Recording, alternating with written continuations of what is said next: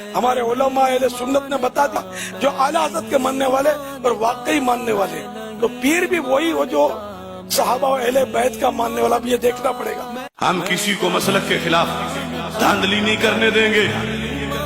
کہ پیر ہے تو کہیں ایسا تو نہیں کہ صحابہ کرام کے بارے میں، خاص کر اب سیدنا امیر معاویہ رضی اللہ عنہ کسوٹی ہو گئے اس دور میں، ان کے بارے میں یہ پیر کیا کہتا ہے؟ اگر یہ کوئی بھی کمزور بات کرے نا، اس کے گلی میں نہیں جانا ہے، ہاں بالکل گلی میں نہیں جانا، اس کا بیان نہیں سننا، اس کے لیے نماز نہیں پڑھنا، نہیں یہ ایمان لے لے گا، کہیں گمراہ کر دے گا یہ پیر، ایسا پیر نہ چلے۔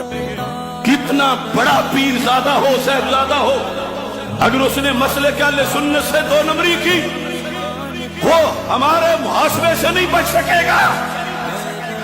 جو باقی ہیں ہم ان کے چہروں سے بھی نقاب اٹھائیں گے۔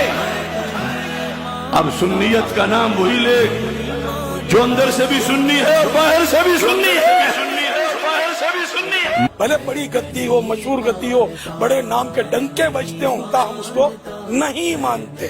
کر رہے ہیں تجاوز جو انصاف سے، کر رہے ہیں بغاوت جو اسلاف سے، اہل سنت کے مسلک سے، اوصاف سے، ایسے پیران کو، ایسے انسان کو میں نہیں مانتا، میں نہیں مانتا، ہم اس کو نہیں مانتے۔